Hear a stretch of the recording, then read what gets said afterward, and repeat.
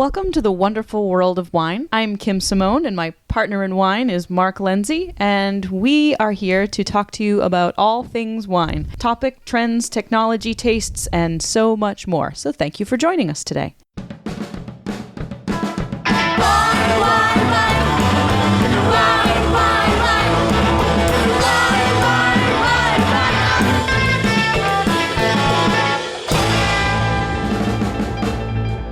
Our first topic today comes from one of my favorite wine web pages. It's called Wine Folly, and they have really interesting and accessible wine articles about any topic you could possibly imagine. And the one that we were going to talk about today has to do with seasonal wines, and specifically fall wines. And this was really a nice article because it kind of thought outside the box. Usually when people are asking us about wines for fall, or in reds in particular, we tend to fall back on favorites that have been favorites for a really long time, like Beaujolais, like Pinot Noir. But this was really nice because it gave us some other ideas and other options to recommend for people for fall. What are some of your favorite fall wines, Mark? Hi, Kim. I like this. I like the way she presented this because it wasn't just wine recommendations for that season, but she based it on foods, so types of food. And for me, the fall season is all about starting to look at things to bring in for Thanksgiving and comfort food. So I guess first, before we get into the fall thing, I kind of like to go get your feeling on wines by a season. So me playing the role as a tailor and you playing the role as an educator and a drinker, let's just look at each season to get to fall. So Sure. Let's talk about spring. When you think spring wine, what do you think of? So for spring, I feel like we're getting out of those heavy, dark, deep reds, and people are starting to explore whites a little bit more. It's like it's not quite into rosé season yet, but people are looking for something that's a little bit brighter. You know, you have a lot of farmers markets that are starting up, and you have greens and fresh things that it's like, oh, we're waking up after the winter. So I tend to go for like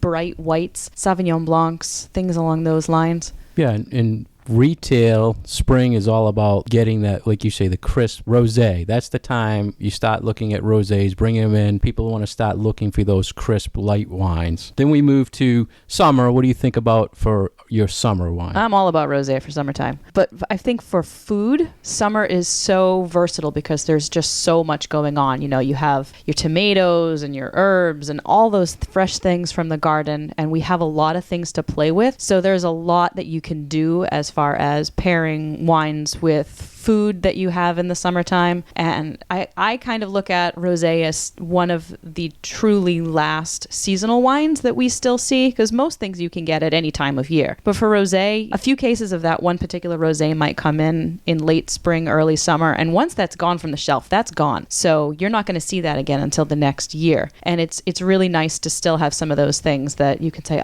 this is a truly seasonal thing, and I'm gonna get a bunch of bottles of this, and I'm going to drink it through the summer, and I'm really going to enjoy it. Yeah, the rosés are ordered before spring starts, but you're right, they don't kick in until that real hot weather hits. So you hit it right on the head. On my point of view on the wines of the summer, it's a crisp, refreshing, things with salads, light food. So we're also looking at chillable reds. So yeah, definitely refreshing wines we look at for the summer. And then let's skip fall because we're going to talk a lot about that, but let's go right to winter. What do you think of for a winter wine? You know, those richer reds, and you want to pair them with your comfort foods that are heavy on the carbs and maybe heavy on the stews and the pastas and the things like that. So, you know, I look towards those Merlots, those Cabernet blends. I also drink a lot of things like Zinfandel or, you know, big reds out of Spain for the wintertime. It's kind of the kind of thing that you want to have a glass of while you're sitting by the fireplace. Yeah, and everything you said is exactly what we look at when we start stocking up for the seasons. And winter is all about something to warm you up, heavy, more body in a wine, going to maybe a dessert wine or port, with a little more alcohol maybe to warm you up. This article we'll get back to was fall, and they did base it on food pairing. So to me, when I'm looking to buy wines for fall, I'm looking all about pairings for the the Thanksgiving meal. Do you look that way for fall wines? I do sometimes. I really love fall foods. I'm a big fan of squash. I'm a big fan of kind of those earthy vegetables, mushrooms, those kind of things, which do find their way into a traditional Thanksgiving meal. And for me, it's so much fun to pair kind of those slightly, with summer reds, you're looking for all that freshness. And then for the fall ones, you can dip a little bit into those things that might have those earthy notes or those, somewhat heavier, a little funkier. And I really like those wines with the kind of foods that are available in the fall, the nuts and the squashes and all those wonderful things. The foodie you are, or you think more in depth. I'm thinking just a general Thanksgiving meal. I mean, these wines that were mentioned in this article, and not a lot of the common things you see. I mean, there was Cab Franc, Barbera, Dolcetto. Which one struck you the most as being maybe a unique version for fall? Actually, the white sort of struck me as something different. I liked how her recommendations were wines that kind of went hand in hand with each other. So like for her whites, she recommended Semillon and then also Marsanne and Roussanne. So these are great varieties that are from France, but are a heavier grape. They're not those light citrusy Sauvignon Blancs. They're things with a little bit of weight, sometimes a higher alcohol level, and they really can stand up to those heavier fall foods. So those were, I thought, very interesting for me, because when I tend to think about these getting ready for fall wines, when I think of whites for that season, I tend to gravitate towards Pinot Gris, sometimes Gewürztraminer, but I don't usually think, oh, how about a bottle of Semillon? That's something that's a little bit different. Yeah. Semillon was an unusual one for me, and the way I see this a lot with, say, Australian producers. They love to use Semillon, but they always blend it with, say, a Sauvignon Blanc, and they love to put it on the label. And when I asked them, what's the percentage, it's mostly Sauvignon Blanc, and I asked them, you think it scares people away from the purchase because they see this grape they might not know? But it is a great blending grape for Sauvignon Blanc. So you don't really think of it. I wasn't thinking of it as a fall wine, but the food-based fall wines, it's perfect. Right. You're thinking about those,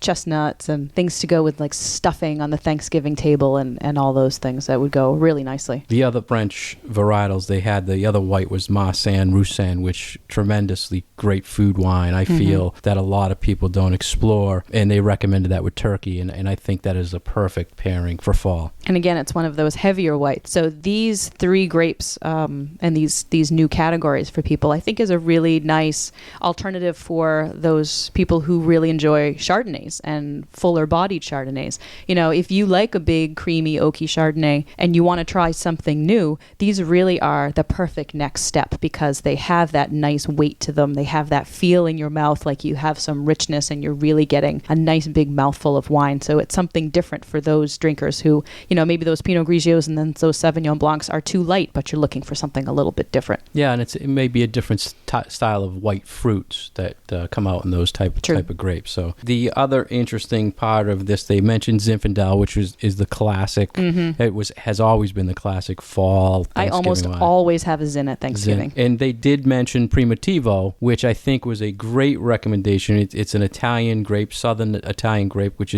has history dating to linking it to Zinfandel. And the way they looked at it was it's a little lighter in alcohol, but the same profile as a Zin. So I think that is a great recommendation for fall food. Agreed. I think one of the other classic ones that she talks about is Cabernet Franc. And that's one of those grapes that really kind of toes the line between a light-bodied and a medium to full-bodied red. And especially if you get one from a cooler growing climate, you have something that is not super heavy. It's got some interesting sort of earthy notes to it and some flavors that remind you of a lighter Cabernet Sauvignon without all the tannins. Yeah, and Cab Franc is one of my favorite single varietal grapes to have, but it's used many times as a blending grape. But traditionally, when I have when I open up a Cab Franc and it's nice aromatics, sometimes you get a little hint of like a cocoa or a mint. I get some really strange things, but it's a great food wine to explore. I forget which foods, do you remember which food she said? For Cabernet Franc? Here with this? I mean, I would put it with turkey all day long, chicken, poultry.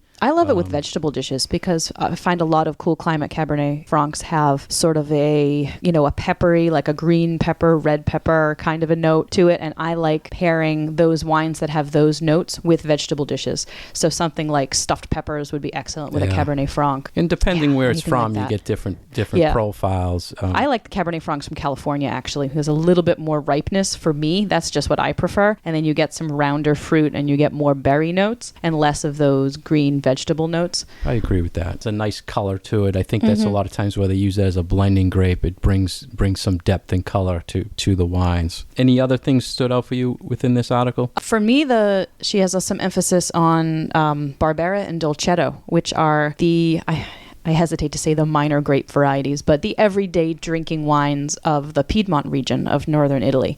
And these really are the workhouse wines and the wines that you see that the people are drinking every day as they're waiting for their Barolos and their Barbarescos to age. And I hadn't really thought about these as fall wines, but they certainly do fit the profile because you have nice high acidity. You have that medium body, so they're not too heavy, and they're fantastic food wines. But I never have had them for Thanksgiving. I've had Primitivo for Thanksgiving, but I never would have considered doing a Barbera or a Dolcetto. And nice fruit profiles. I think you get nice cherry, red cherry, black cherry fruits. And if you're Italian like me and you have a lasagna as your first course, that's perfect. Perfect wine.